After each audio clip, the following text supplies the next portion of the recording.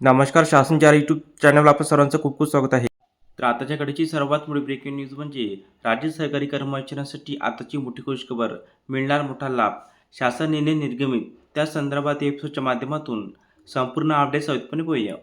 महाराष्ट्र राज्य मराठी विश्वकोश निर्मिती मंडळाच्या आस्थापनेवरील सचिव गट अ राजपत्रित या एकाकी संवर्गातील अधिकाऱ्यांची दिनांक 1/1/25 रोजीची अंतिम ज्येष्ठता सूची महाराष्ट्र शासनाच्या मराठी भाषा विभागामार्फत अतिशय महत्त्वपूर्ण शासन परिपत्रक दिनांक 24 जून 26 रोजी निर्गमित करण्यात आलेले आहे.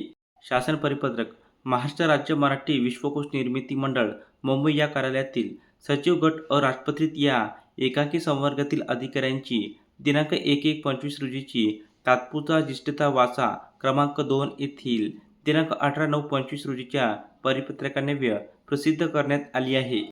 महाराष्ट्र राज्य मराठी विश्वकोश निर्मिती मंडळाकडून उपरोक्त तात्पुरत्या ज्येष्ठता सूचीबाबत विहित मुदतीत कोणतेही आक्षेप शासन प्राप्त झालेले नाही.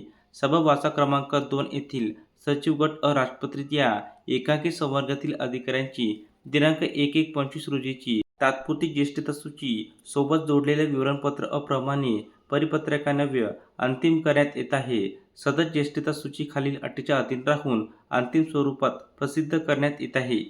सदर अंतिम ज्येष्ठता सूचीत महाराष्ट्र नागरिक सेवा ज्येष्ठतेचे विनिमय नियमावली 2021 मधील नियम 3(2)ब नुसार संबंधित अधिकाऱ्यांची ज्येष्ठता निश्चित करण्यात आले आहे.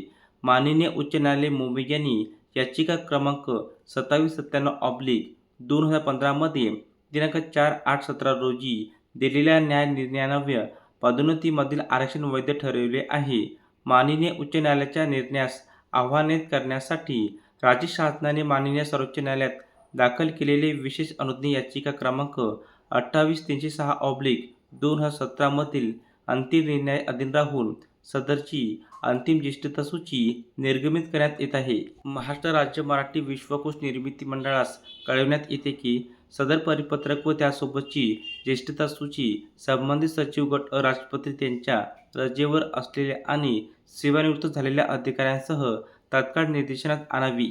धन्यवाद.